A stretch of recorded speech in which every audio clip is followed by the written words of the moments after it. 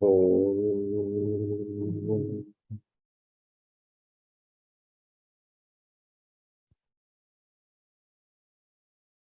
Om.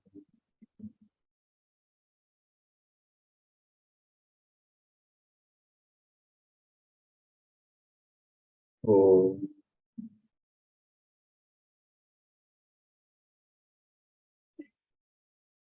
Om. Sahana Bhavatu. Sahanau Bhunaktu. Sahaviryam Karavavahai. Tejasvinavadhitamastu ma vidvishavahai. Om Shanti Shanti. Om Samasta Jan Kalyane Niratam Karunamayam Namami Chinmayam Devam Sadguru Brahma Vidvaram Sadguru Brahma Vidvaram.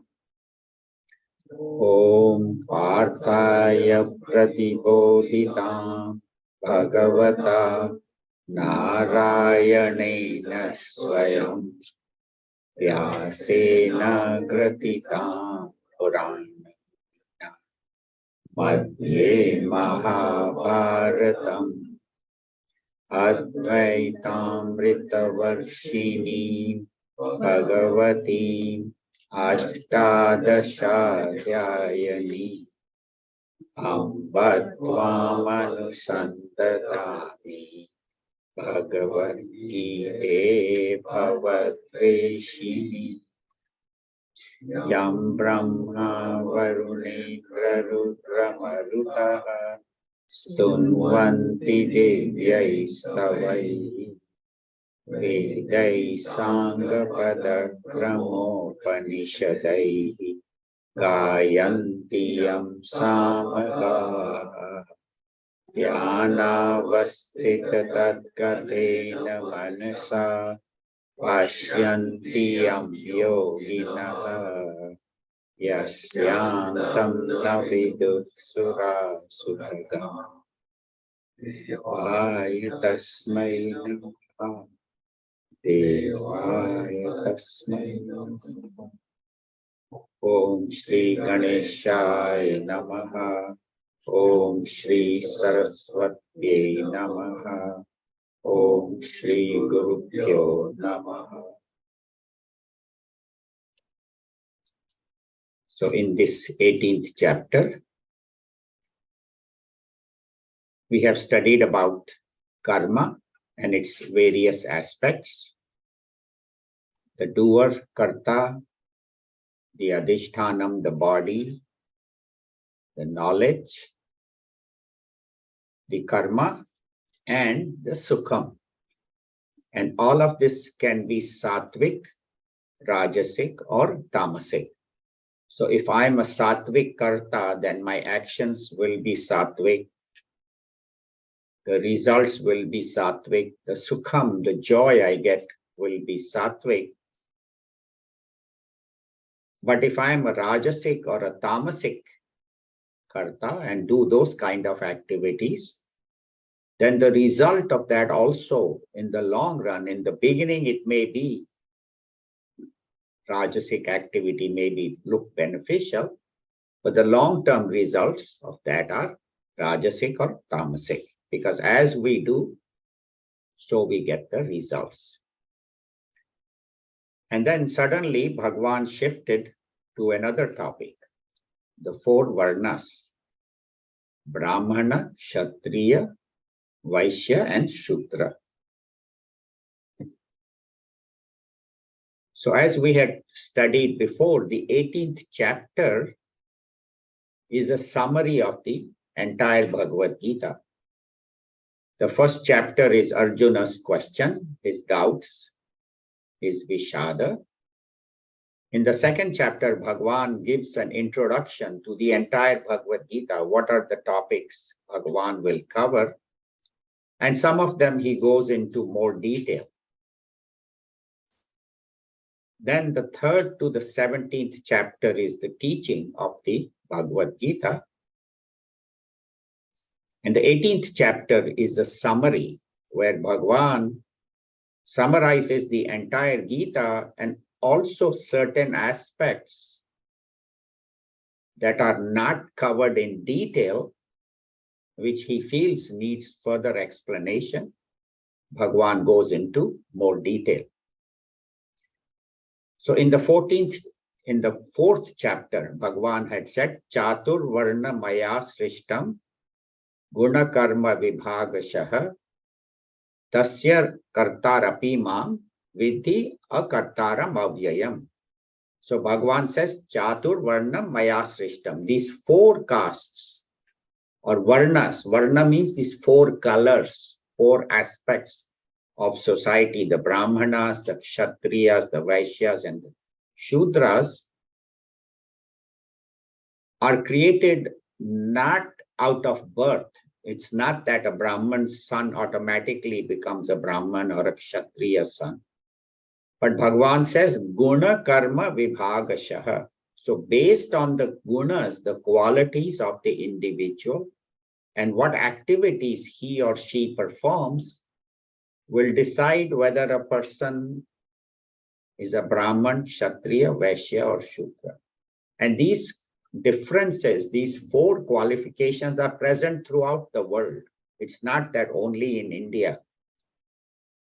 Because say, here also we have seen that the society consists of 4 different kinds of people. The number 1 are the thinkers, the scientists, the professors, the teachers, the scholars, the university heads. Those are all Brahmanas. They are all the teachers.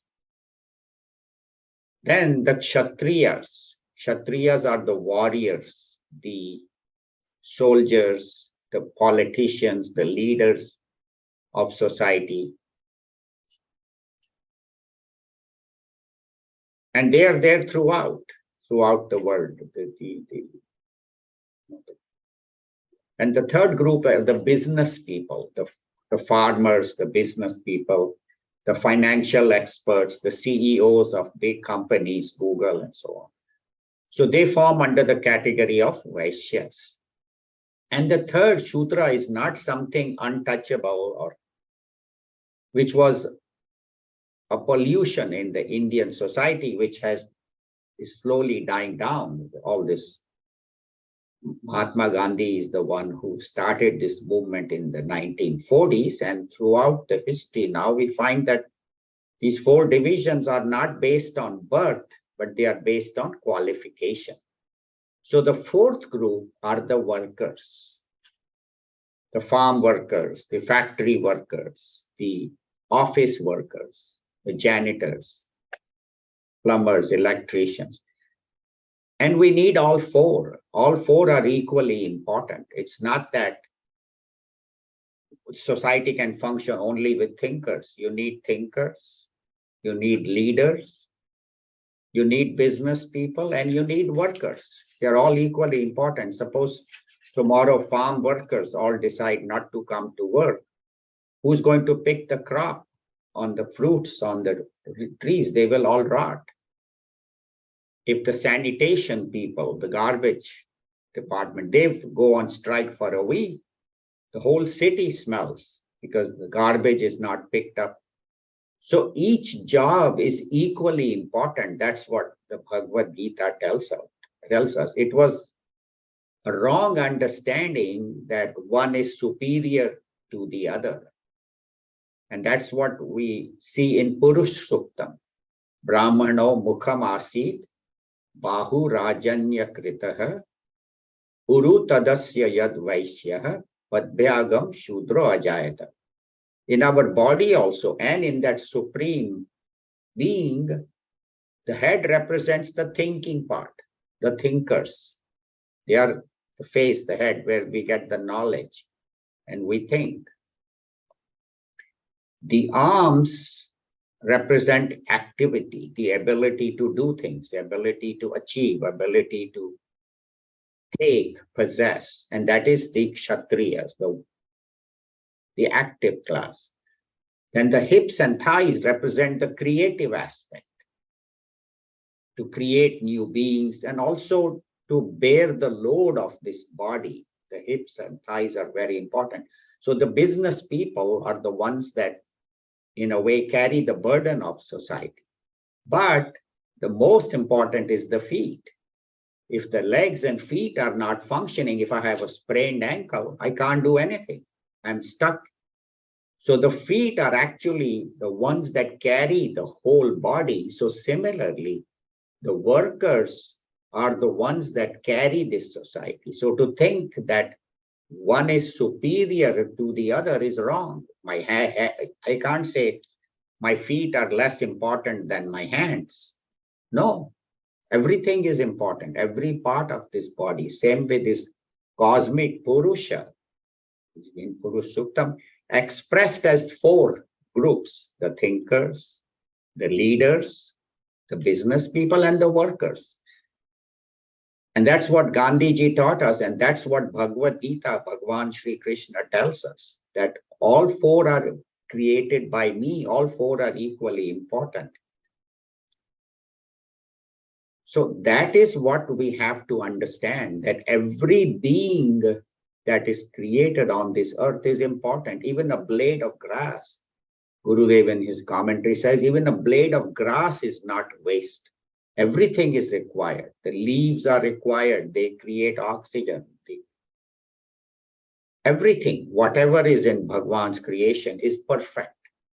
And we have to accept all as equal, all as one, without looking down on somebody's job or somebody's profession.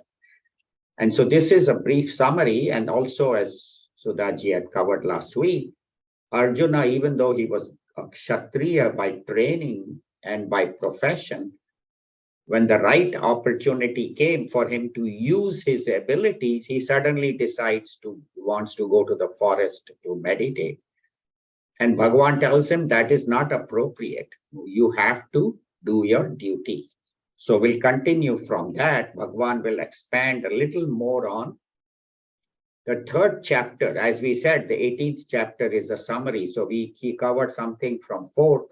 Now Bhagavan is going to talk about the 3rd chapter, which is Karma Yoga, or the right way to work, how to work. He's going to expand on that and give us a little more information and summarize the 3rd chapter in 3 or 4 shlokas. So chapter 18 will go to shloka number 45. For those who are on Zoom, we have taken a picture of this chart that we have, that the audience is able to see. If you go on WhatsApp, you'll be able to find the points that will be covering. So if you're home, you can also follow the various points that are being covered. So look in WhatsApp. Of course, those who are here can see the live board. So shloka number 45, chapter 18. Sve sve karmanya bhiratah. Sve sve karmanya bhiratah. Samsiddhim labhate naraha. Samsiddhim labhate naraha. Swakarma nirata siddhim. Swakarma nirata siddhim. Yatha vindati tachrunu. Yatha vindati tachrunu. Together. Sve sve karmanya bhiratah. Samsiddhim labhate naraha. Swakarma nirata karma. Swakarma nirata siddhim. Yatha vindati tachrunu. So tachrunu. So Bhagavan is telling us, listen with attention. Shrunu means listen. Don't just hear it, but listen. Gurudev recently had sent us a very beautiful message on WhatsApp. What is correct listening? Listening is not only hearing. That's how teenagers do that. They hear, but they don't listen. So listening is that when I am listening to something, my attention should be completely on that.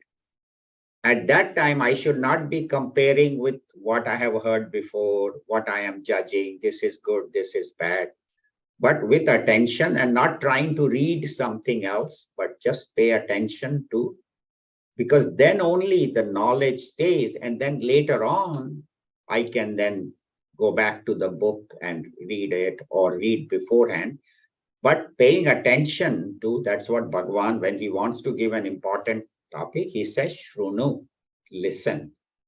So what does he say? Sve sve karmani abhiratah.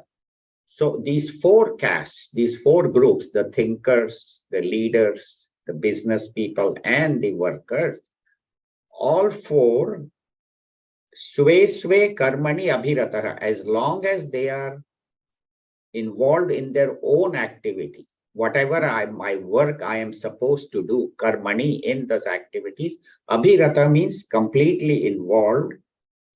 And as long as I'm doing the right activity that I am supposed to do at that moment, sam siddhim labhate naraha, the wise person attains siddhi. Siddhi here does not mean some supernatural powers, but purification of the mind.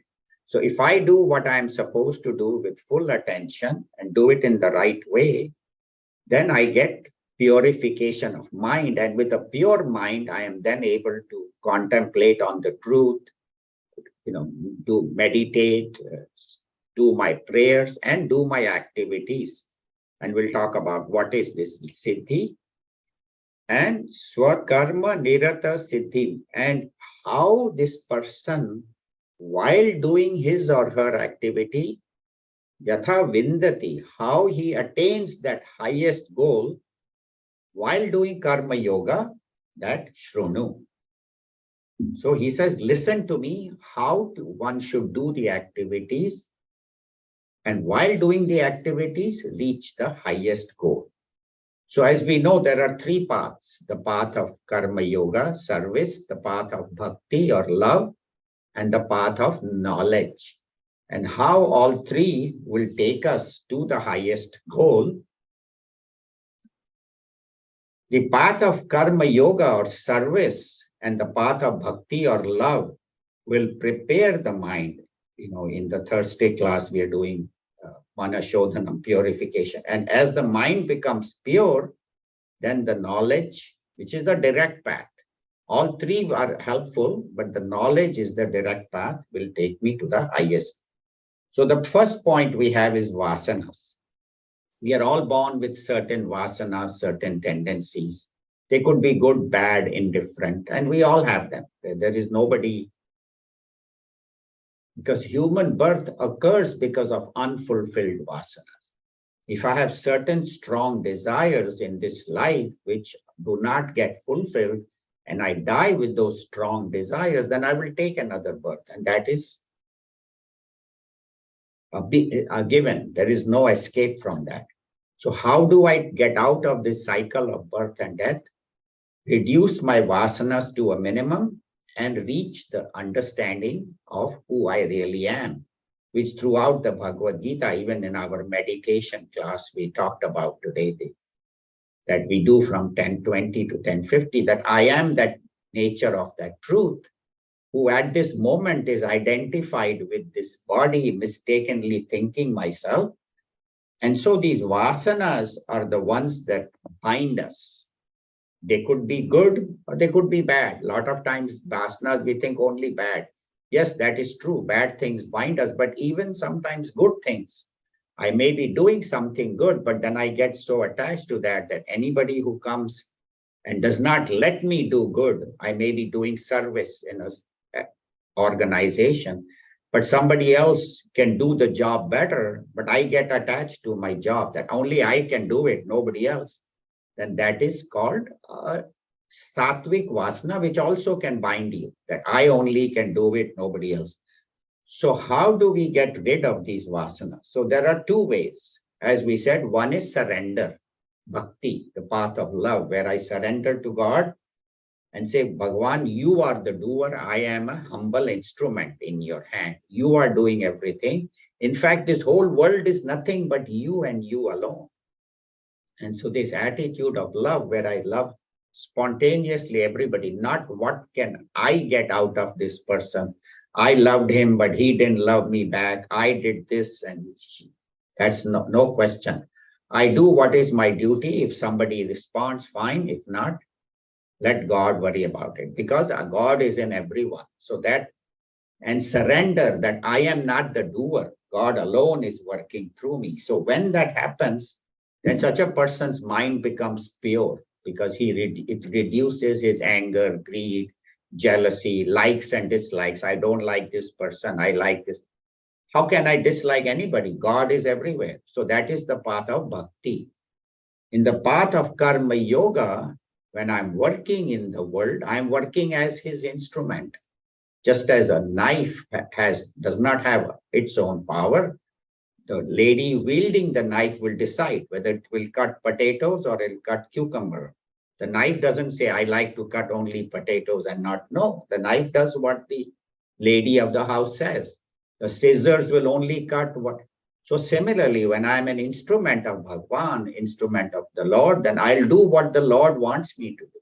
And that idea that whatever I'm doing is his service. So there is no I or my. And then I spontaneously serve everybody. So when I'm doing my activities with that attitude, that wherever I have been placed is the best place for me. And when we do that, then such an activity becomes service, becomes true service. I remember I was talking to a patient of mine a couple of 2, 3 years back. He came from the hospital. He was quite sick and stayed for about 2 weeks and finally came out. And I asked him, how was your experience in the hospital? And he said, yeah, it was very tough, doctor. I was very sick. But he said, you know who made that experience better? I thought maybe he'll say doctor or nurse or, He said there was a nursing aide, there was an assistant. And she every day will come and talk to me and say, Mr. Whatever is Mr. Smith, I don't exactly know. How are you doing? And she'll come with a smile, and then she'll make sure that if I haven't eaten, she will sit and feed me. And then she will make sure my sheets are clean and change my dressing lovingly with, even though my dressing was smelly and all. He said, that's the one I remember the most.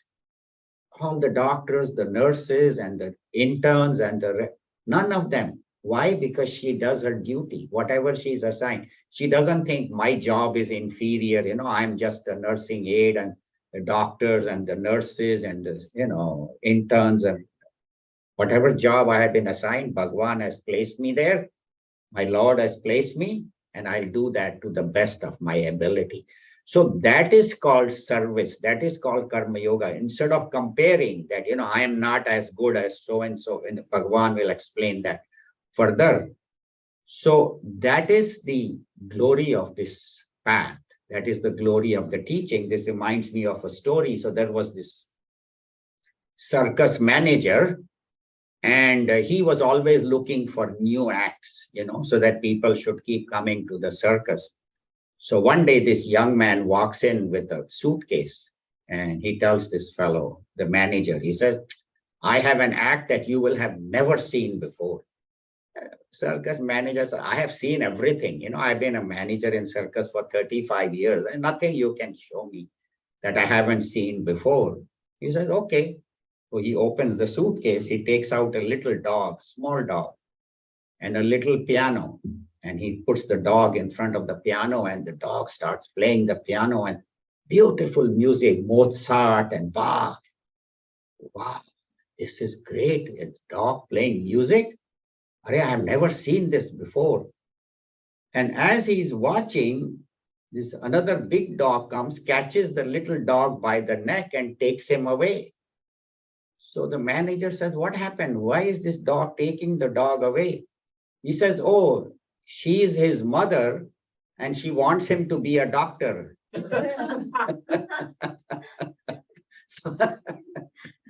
So the point is that every job is important. We need artists as much as we need physicians, as much as we need, factory workers, construction workers. Otherwise, how will all these buildings be? So to think that one job is superior to another is a misunderstanding. Every job is important, but do it with the right attitude. Do it with the attitude of service. And Bhagwan will talk about the nature of God in the next shloka. Who is this God that I am serving? So shloka number 46, chapter 18. Yatah pravrittir bhutanam yena sarvamidam tatam svakarmana tamabhyarchya siddhim vindati manavaha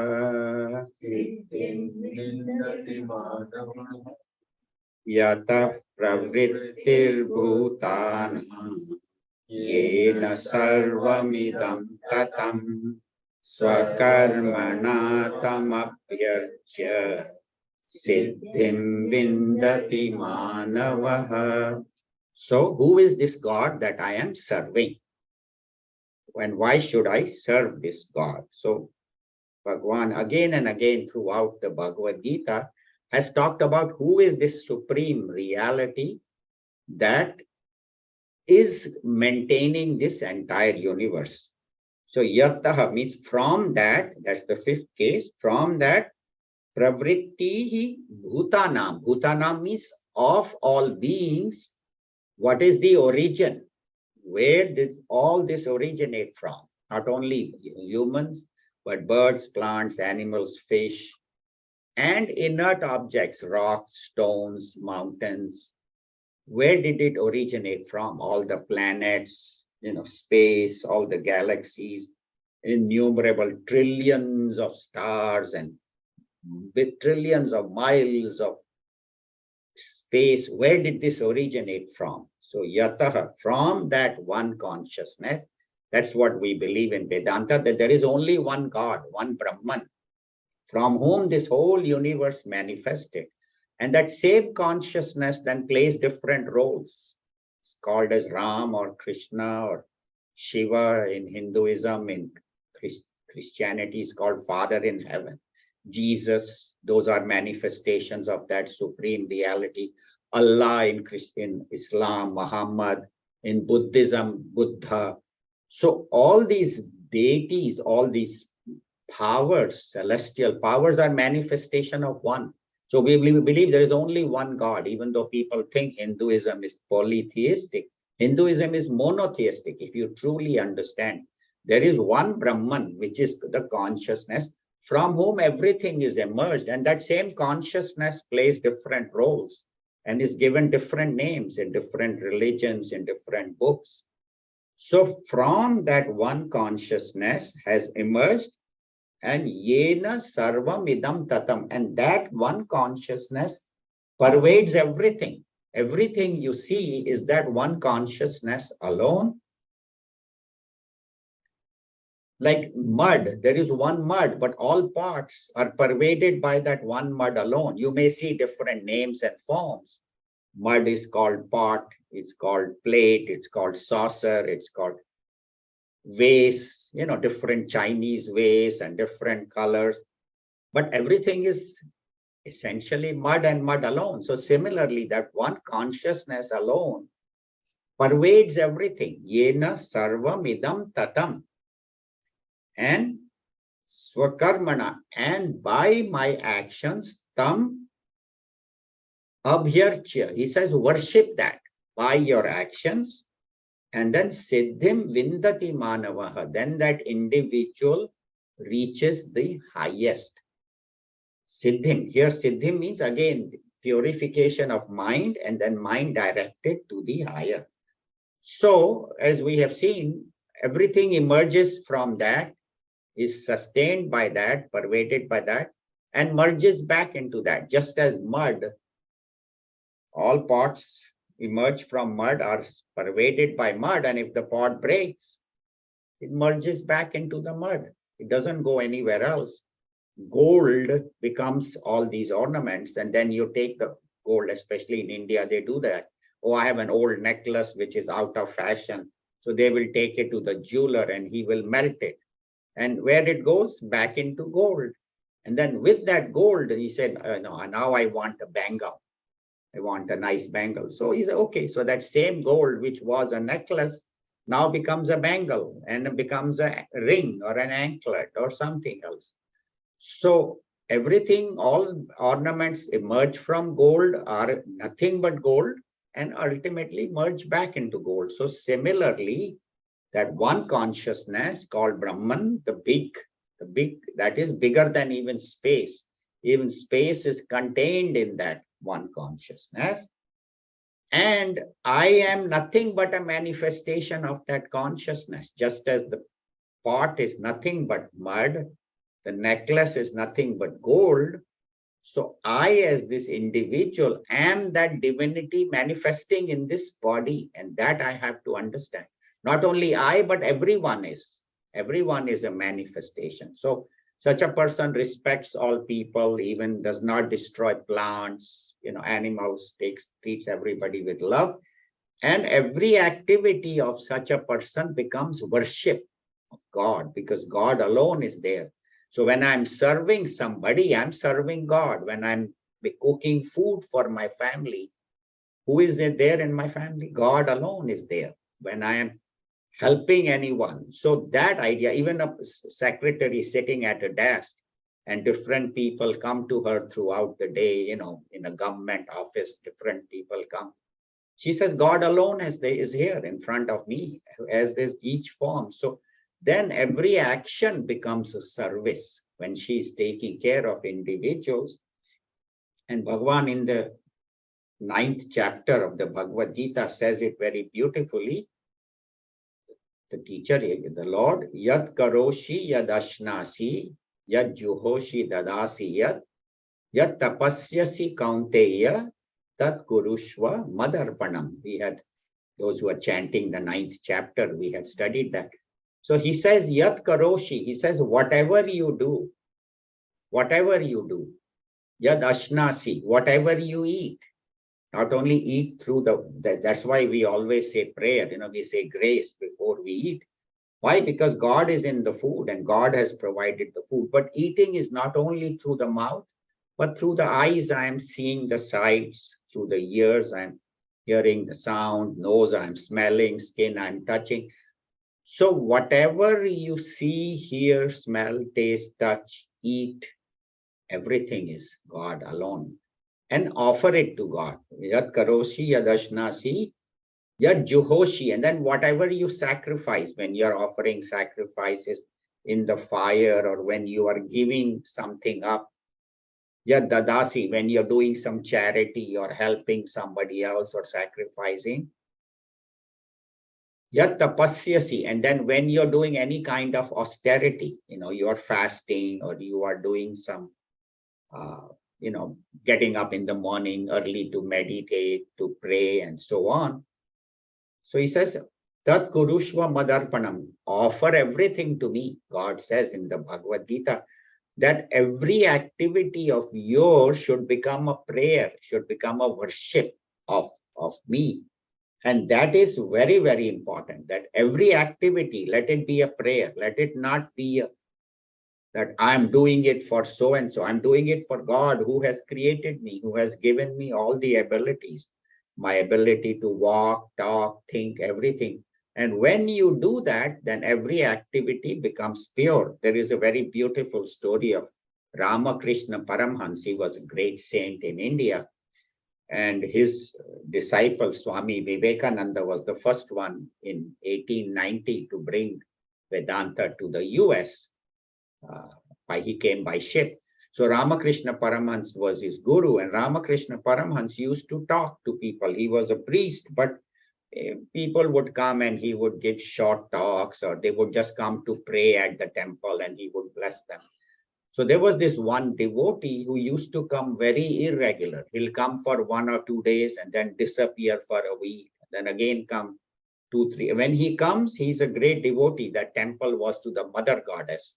So he used to worship with great faith and devotion. And then suddenly 3-4 days he's gone, and then again he comes. So Rama, what's wrong with this fellow? He comes with great devotion and then suddenly he disappears. Mother Kali, he used to worship. So he asked one of the people, he said, what's with this person? Sometimes he comes with great faith for mother, and sometimes he will 3-4 days disappear. So what's wrong with him? So they say, Maharaj, we don't want to tell you this, but he loves to drink. So what he'll do is, when he's sober, he's a great devotee of Mother Goddess. But then after 2-3 days, he feels like drinking. And then once he starts drinking, he gets so drunk, 2-3 days, he doesn't know what is happening. Hangover. That's why he doesn't come. So, and then when he's got over that, then Ramakrishna said, okay, next time he comes, ask him to talk to me. So they come, so they say, Maharaj, this Ramakrishna Maharaj wants to talk to you. So he thought maybe, he will scold me or something. So he pulls him aside and he quietly tells him. He says, I heard you like to drink. He says, yeah, Maharaj. Ramakrishna says, go ahead and drink. So he says, go ahead and drink. I thought you will tell me I should. No. You can definitely drink. Now this person is surprised. He thought I'll get scolding, and this person is telling me you can drink. He says, yeah, no problem. You can drink as much as you want. He says, okay, that's good to hear. He says, only one thing I tell you. Before you take the first drink, offer it to the Mother Goddess. Do you have a picture, a little statue of Mother Goddess in your house? He said, of course, I'm a great devotee. He said, just offer the first drink to her. After that, you can have as many drinks as you want. So he was really surprised. He says, this person is asking me to drink as much as I want. So he goes home, comes after 2 weeks, doesn't show up for 2 weeks. He falls down at Ramakrishna's feet. He says, what happened? What happened? He says, ever since then, I haven't been able to drink. 2 weeks. He says, why? What happened? He said, how can I offer alcohol to the Mother Goddess? I offer good things to her, food and all that. And I will offer drinks to her? No, I can't do that. That's the thing. When you offer things to God, they cannot be unholy. They cannot be dirty things. You only offer what is good. So when I'm offering my activities to God, how can I offer activities that are harmful to society? Because whatever I offer to God has to be clean, has to be pure, has to be, good for society. So that's what they say, that is the offering, that every activity I'm doing God's work. And I offer it to God. And that's why they say, get up in the morning and remember God as the first thing. Before you get out of bed, you open your eyes, just chant the Lord's name. Shri Krishna Sarnam Mama, the name of the Father and the Son and the Holy Ghost. Om Namah Shivaya. So get up in the morning chanting the Lord's name, and go to bed at night also just chanting the Lord's name and remembering God with full attention. And then what will happen throughout the day, when you have a moment, you stopped at a traffic light, just chant the name of the Lord. Wherever you have an opportunity, you're doing dishes, instead of saying, why do I have to do the dish? That is God's work. And just keep chanting the Lord's name when I'm vacuuming the house, whatever I'm doing, remembering God. And every activity should be without a karta bhava. What is the karta bhava? That I do it. I and mine. That should be reduced. It's his work. He is doing it. He is working through me or her. If you worship the Mother Goddess, it's the same thing. She is the one working through me. It can be Mother Saraswati, Mother Durga, Kali. In Christianity, many people worship Mother Mary. So it's the same thing, that the Lord is working through me, and that is the idea.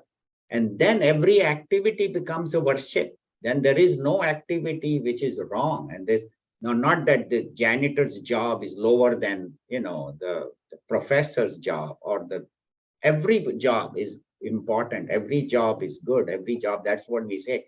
just as every part of my body is important. So all of us are part of that. And we have been assigned different jobs based on our abilities, based on our training, based on our, and it's not based on birth. As Gurudev in his commentary said, there was this sheep herder, a shepherd, a boy, and he said, I don't want to take care of sheep. I want to become a warrior. And so he goes to Paris, learns, joins the army, learns to fight, and he became Napoleon Bonaparte, one of the greatest generals in the French army.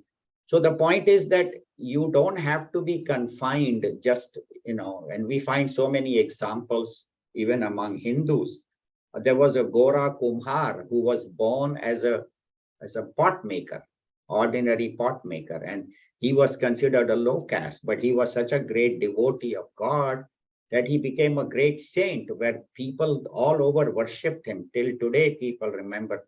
So it is not based on birth, it is based on your karmas and based upon your gunas. And that's what Bhagavan is telling Arjuna, that you are a warrior by training. You have from childhood learned how to fight. And now you are faced with a challenge where the evil is standing on the other side. And if you don't fight, the evil will take over and the country will be run by dishonest, crooked people, and you have an opportunity to stop them. So if you run away from this battle and you say, I want to go to the forest to meditate, it's not going to work. Your mind will still be here. Oh, I had the opportunity to fight, I ran away. And people will say, oh, the great warrior Arjuna, when it came time to fight, Bhagya, he ran away, he was a coward. So that's what the whole second chapter. So Bhagavan is summarizing for Arjuna the entire Bhagavad Gita, that why every action should be a service of God, and who is this God? What is my birth? Where did I come from? Why am I here? And he will talk about a little bit more about what is my duty and what is somebody else's duty, and why I should do my duty according to my nature, not necessarily according to birth. Like that shepherd, he was born as a shepherd and his parents were telling him, you need to become a shepherd because our father was a shepherd, grandfather, great, you have to take care of sheep. He said, no, I don't want to take care of sheep. And he became a great general. He became a leader of the country. So what is your inner nature? See, one is the place I am born into. I am born. But the other is what I am born with. Swami Chinmayananda in his commentary says, what I am born with and what I am born into. Into means I have been born into a particular place, but maybe that's not my inner nature, my swabhava. So I should see what is my inner nature, and same way parents should also see that what is the child's nature and accordingly nurture him. So I remember one of my friends was a very successful, he is a very successful pulmonary doctor. He's now retired, very, very well known in Florida, in that city, everybody knew him. Now his son wanted to become an actor. He said, Dad, I don't want to go into medicine. I don't want to do that. I don't want science. I want to become an actor. He said, you want to be an actor? He says, yeah. And he said, you know what? I got accepted to the New York School of Drama, which is so hard to get accepted to. He said, I have been accepted there. I have been applying there, and I have been, he used to act in plays throughout his high school and all. And he said, Dad, I have been accepted and I want to go there. I don't want to study medicine. I know you are doing very well. You are very successful, but I don't want that. And it's surprising that this friend of mine said, you want to go to drama? Go ahead. And he encouraged him. He said, that's what you really like? It's fine. He said, I'll pay your tuition. I'll support you as long as, but be the best actor you can be. Be the best. When you go to the drama school, learn whatever is best and then become successful. So the point is that not everybody is fit for the same thing. So you have to see what is the child's nature, what is the child's inclination, and accordingly encourage him. So we'll do shloka number 47. Shreyan swadharmo vigunaha Paradharmat svanushthitat svabhavaniyatam karma kurvannapnoti kilbisham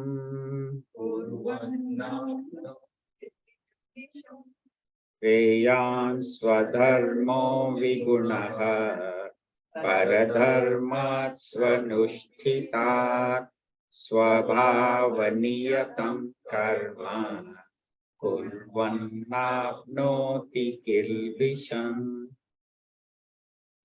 So Shreyan means what is better. Swadharma, my own duty. Dharma here means my duty and what is best for my nature. Viguna, and that may not be as good as paradharmat swanushthitat, with somebody else. See, by nature, I am good at doing something. But what I do, I think that person's job is more respectful. Like this artist, he starts thinking, no, if I can be a doctor or a businessman or like my father, then I might have more prestige. Yes, but that won't be his nature. So he says more important is what is your inner nature rather than what society thinks is better. Society always gives categories. This category is higher. This, unfortunately, in India also, that Brahmanas are superior than Kshatriyas, than Vaishyas, than Shudras. That is a misinterpretation. All four are equally important, as we have studied. So he says, Shreyan Swadharma, even though it may not be that high as somebody else's duty, Paradharma Swanushtita. Why? Swabhava Niyatam Karma, doing activities based on your true nature. Swabhava Niyatam, decided by your nature. Kurvan, doing those, na apnoti kilbisham, he does not get any sin.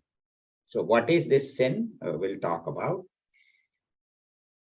So he says that people always say, in this company, I'm here, I get this kind of job, just to sweep the floor. And the other guy, he is sitting in the desk, giving orders. Why can't I be like him? I like to be like him. But maybe you are not that qualified. You have to look at your training, look at your qualification. You didn't even go to college. After high school, you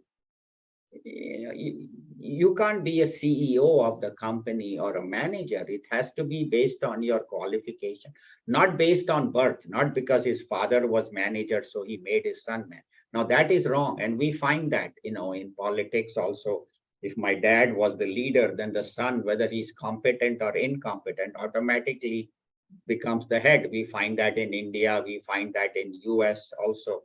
If your last name is so and so, no matter how duffer you are, how dunce you are, you automatically are qualified to be prime minister or president. We see that all over the world. If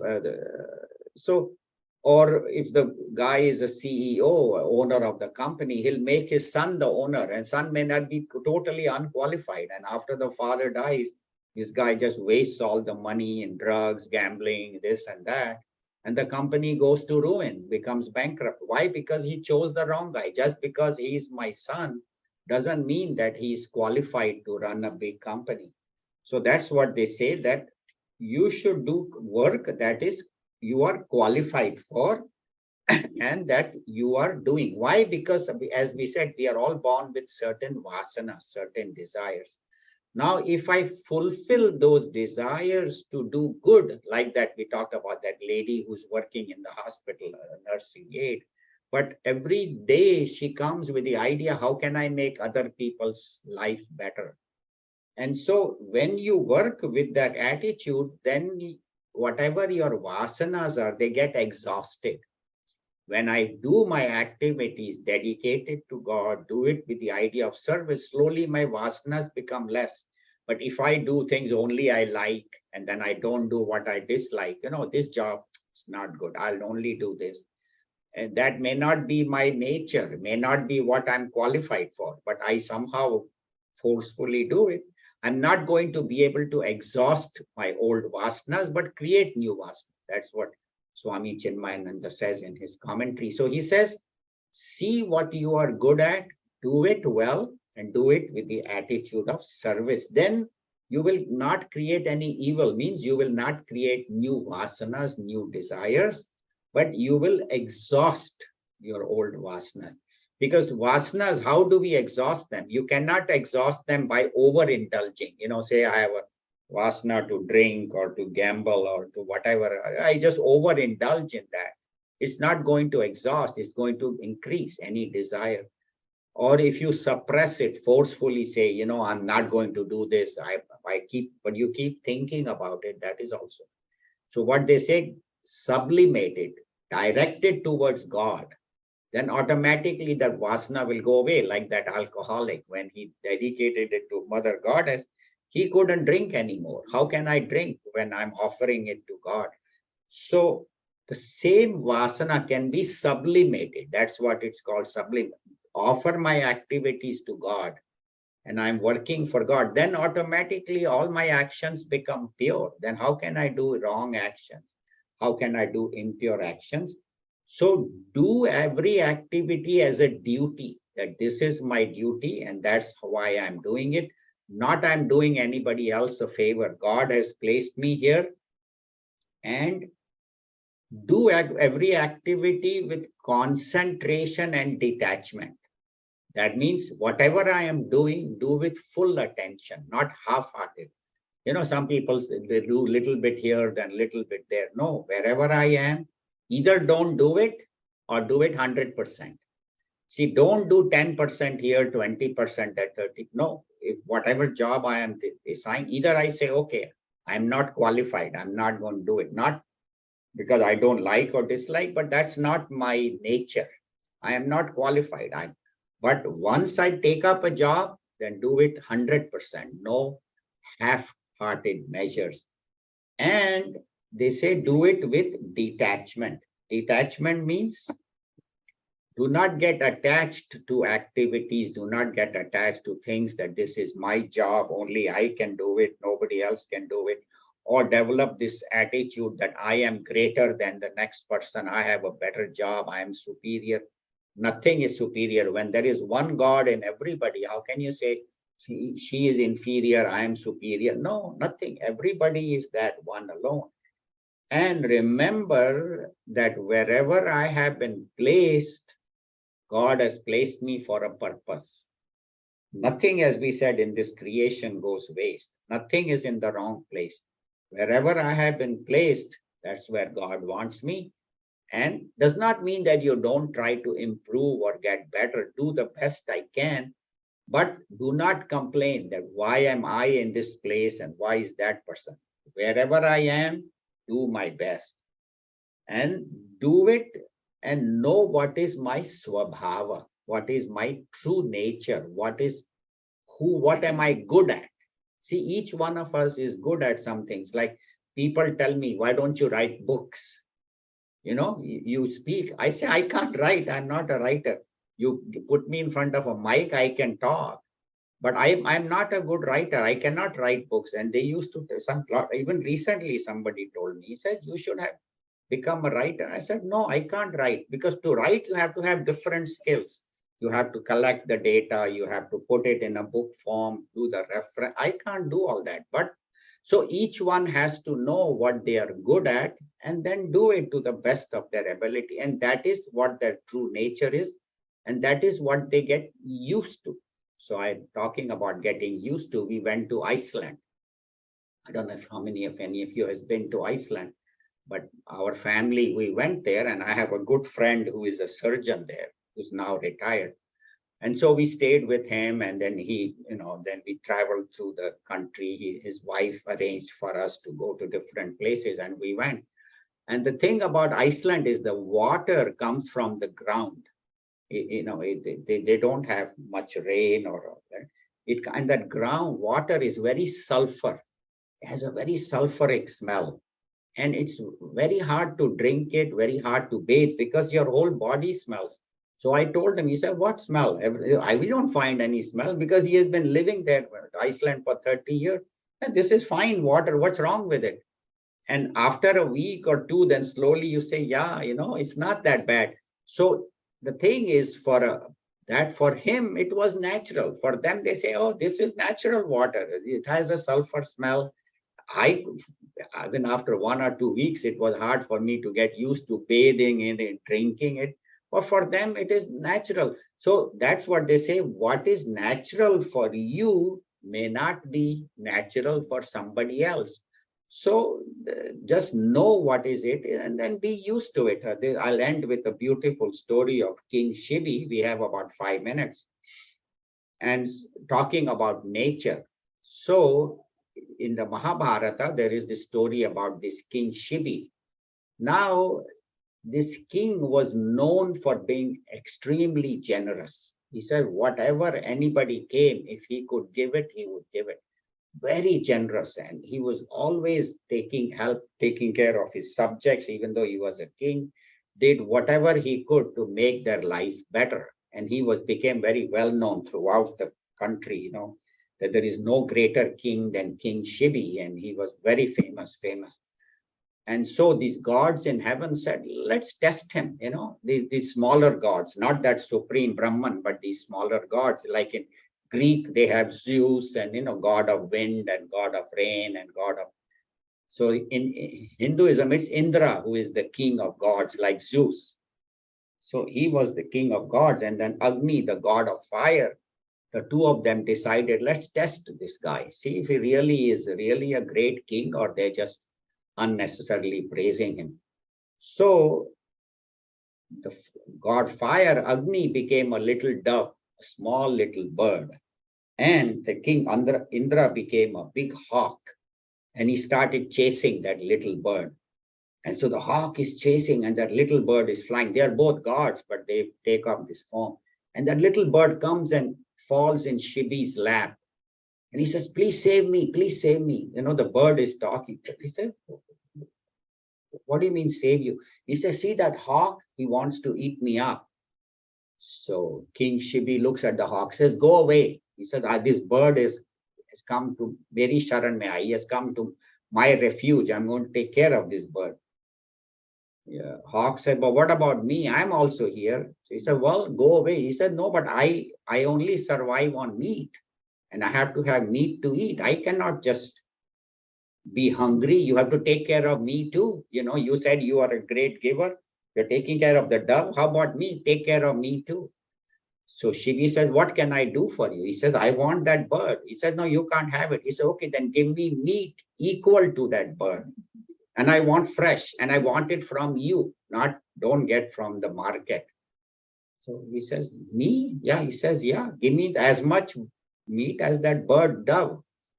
So they bring a scale. So they put the dove on one side, and then Shivi takes a knife and cuts off a big piece of meat from his thigh, puts it on the scale, and the bird is heavier. So he said, this is a big piece. Then from the other thigh, he cuts a bigger piece, puts it on there, and the bird is still heavier. No matter how much he puts from his shoulders with this knife, he keeps cutting, he's bleeding, and he keeps putting pieces, and the bird is heavy because that bird is, God Agni. So Shivi says, what can I do? So he climbs on that. He says, okay, you can have me, the whole thing. That's all I can give is my whole body. You can take it. And but I want to protect the dove. And he tells the hawk, you can take me, eat me, whatever you want. I surrender to you. So immediately the two of them come back to their original form, God Indra and God Agni, and they bless him and all his wounds get healed. So the point is that this king realizes that my swabhava is to give, to help others. And that hawk's nature, swabhava, is to eat meat. So if I have to serve him, I have to do what is best.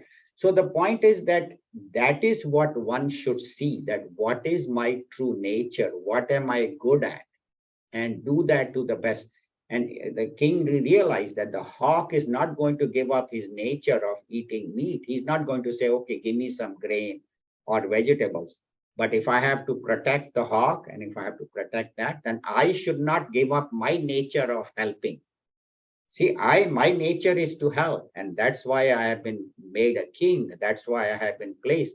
And I'm not here as a king, not to enjoy the kingdom and to have fun and have a great time, but to serve others. So that I am a king to serve my subjects and whoever comes to me. So that's what they say, that when you do your own swabhava, your own nature, and do what you are good at, and do it as a service of God without I and my, then that becomes true karma yoga, that becomes true service. And so wherever I have been placed, that is where I am supposed to be and do my duty to the best of my ability. We'll end here. It's 12 o'clock. We have about 10 minutes.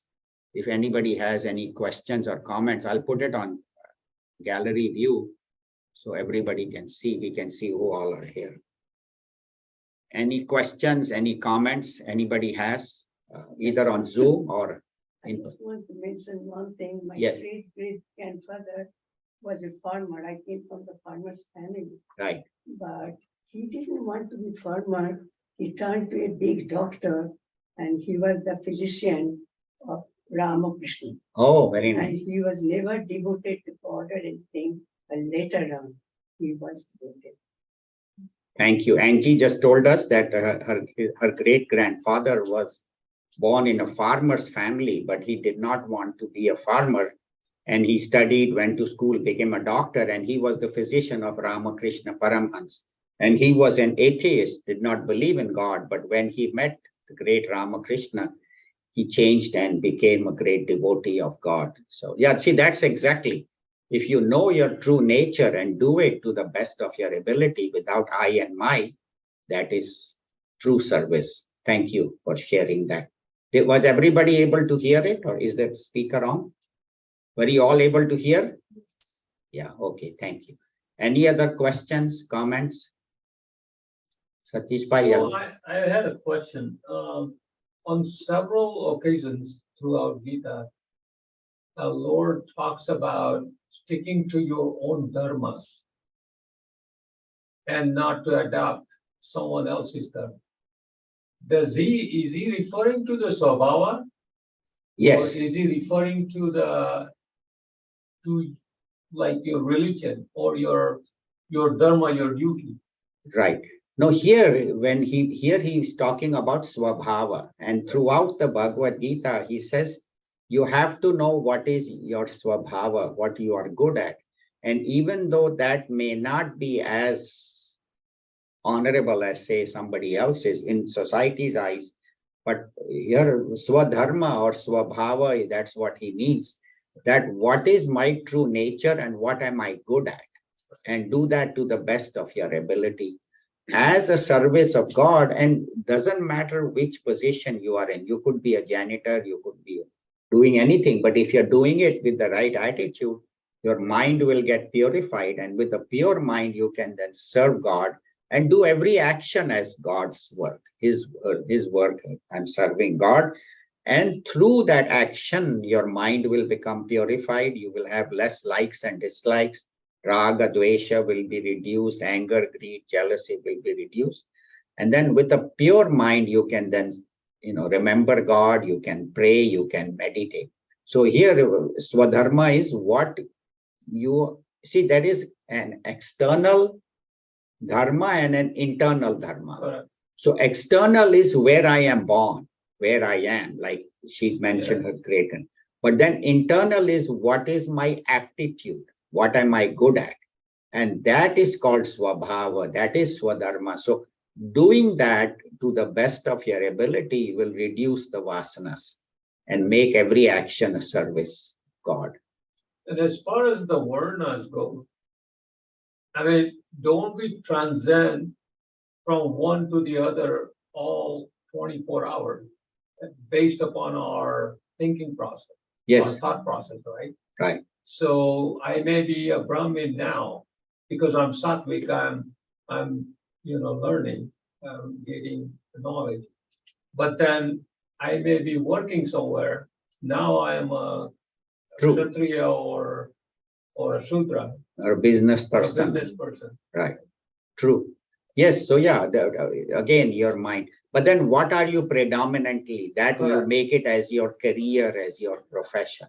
Right. Right. Sometimes I think people, a lot of people do not even know what Right. the true swabhava is.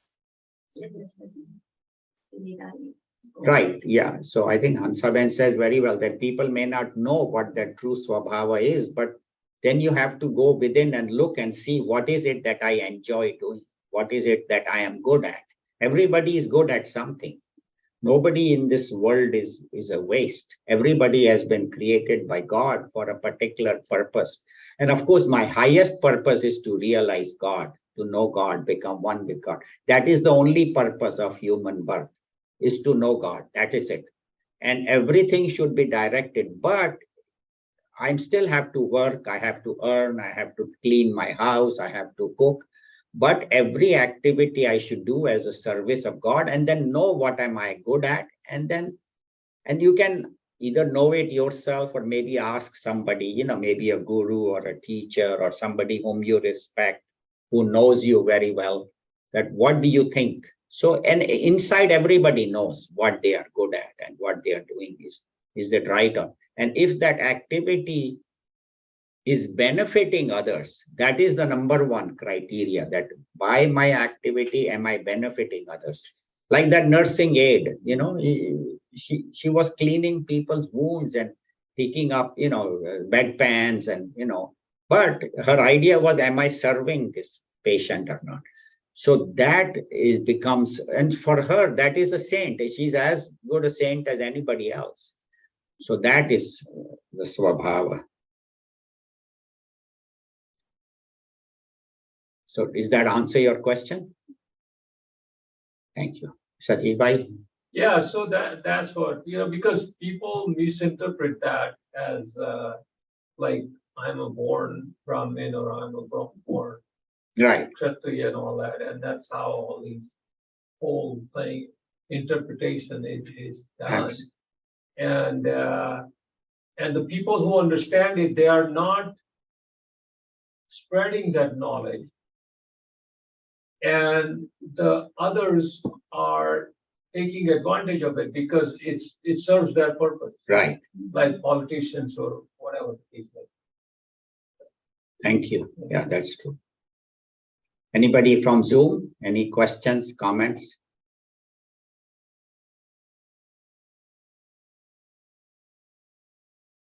Anilji, was that devotee who was drinking went to Ramakrishna Paramhansa?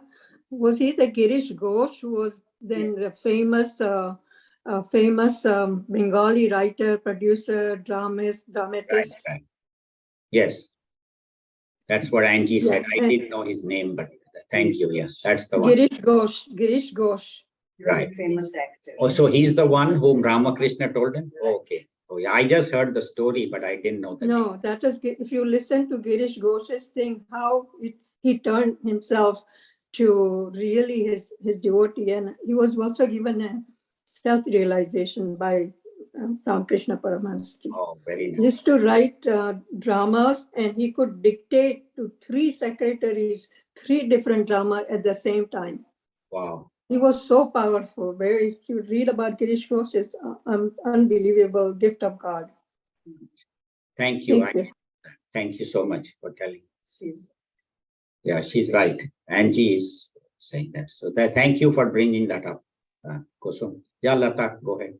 Yeah, the point that Kusumji just made and you are elaborating on, that Girishji needed a guru to guide him to get to his own swabhava. Right. Because his swabhava was creativity. Right. But what was clouding was this habit or his vasana to that alcohol. So do we have that in our lives, that kind of guru or a guide or a friend that come and help us or point us to that true nature of ours, so to say. So I think that is the purpose of studying the Bhagavad Gita. Make Bhagavad Gita the guru. You know, the Bhagavad Gita and whatever is written in the Bhagavad Gita for a Christian could be the Bible, or the, you know, for a Muslim it could be the Quran. But make the scriptures. Tasmat Shastram Pramanante Karya Vyavasthita. Bhagavan says in the Bhagavad Gita. So listening to the scriptures and then listening to commentaries about them, because of like the Bhagavad Gita is in Sanskrit, but Puja Gurudev has written a very nice commentary in English. So reading his commentary and then making somebody like Puja Gurudev Swami Chinmayananda, or for a Christian, it could be reading the Bible, you know, what Jesus has said or what Saint Francis has done. So listening to the scriptures from the masters and having faith in God. So I think there, and the guru automatically appears. Once your desire is strong, the guru will appear. God will make sure that the right knowledge comes. I have to become a good shishya. I have to become a good disciple. Guru will appear. Right. So Okay. thank you very much for your comment. Thank you. Thank you. We'll end here. Next week we'll continue. I just remember this for you. I had gone to Portugal, and there they were telling that in olden times they had a king, and king will have multiple queens and their children, but their duty in the evening they will all get together and watch every child, how he behaves, what he does. The one who has a good characteristic, they will go to something intelligent. The other one just pick up the thing and keep throwing it inside. And that's how they pick them. Right. Future king. Right. Yeah. Yeah. So Please repeat the question. yeah, what she said was that there was in Portugal a king who had multiple wives and many children, and he used to observe the children every evening. And based on what toys they take, how they play, he could figure out who was the best and then made him the king. So that is the Swabhava. That's what he said. So we'll end here. Thank you very much. Next week, we'll continue from shloka number 48. So please read if you have Swami Chinmayananda's commentary. If you don't have, you can buy from the office, or you can order and we can even ship it to you, or from online. So thank you very much. Hari Om. Om Sarve Bhavantu Sukhinaha. Sarve Santu Niramayaha. Sarve Bhadrani Pashyantu. Ma Kaschid Dukha Bhag Bhavet. Om Shanti Shanti Shanti. Hari Om Shri Guru Pyo Namah. Hari Om. Thank you very much. Hari Om.